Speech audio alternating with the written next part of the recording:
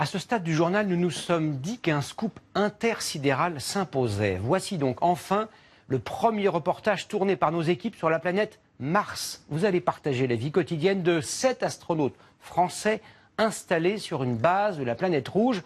Reportage avec combinaison et scaphandre. Axel Meunier et Bertrand Guez. Ne soyez pas étonnés, plusieurs scientifiques ont l'accent de Toulouse. Ce n'est qu'un désert dans l'Ouest américain.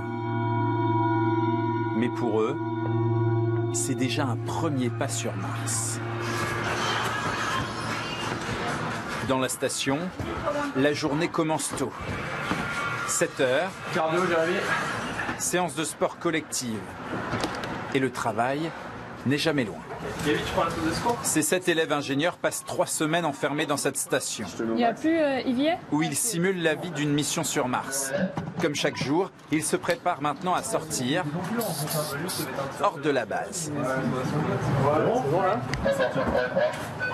Alors c'est le jeu de l'immersion et de la simulation. Dès qu'ils quittent leur station, les étudiants doivent enfiler scaphandres et combinaisons et tout le monde doit jouer le jeu. Le but c'est évidemment d'être au plus près des conditions sur Mars. Et maintenant, c'est parti pour 3 heures d'exploration et d'expérience sur la planète Rouge, ou à peu près. Ils étudient notamment les paramètres atmosphériques, mesurent le champ électrique, les particules fines.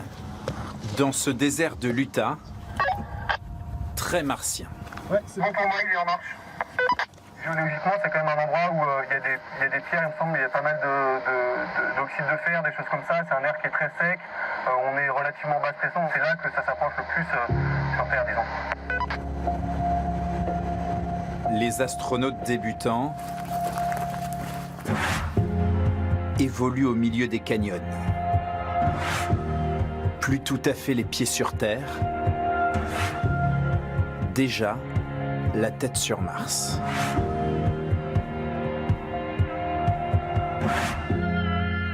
C'est la simulation de vie martienne la plus réaliste par rapport au paysage. Cette pierre rouge, ce désert. C'est vraiment là que les conditions se rapprochent le plus de ce qu'on pourrait vivre vraiment en tant qu'astronaute. Et c'est, je pense, là qu'on vit les sensations les plus fortes aussi. Toute la journée, les étudiants testent du matériel aérospatial, mènent des expériences dans la serre, en astronomie. Le fruit de ce travail sera utilisé par des chercheurs. Car depuis 2001, cette base a accueilli 189 équipages. Et chacun apporte sa petite pierre à l'édifice de la conquête spatiale. Ce qui compte, c'est plus le travail du groupe dans l'optique d'une mission sur Mars que les détails techniques de la simulation. Et j'espère bien être vivante le jour où on verra Mars à travers les yeux d'un humain.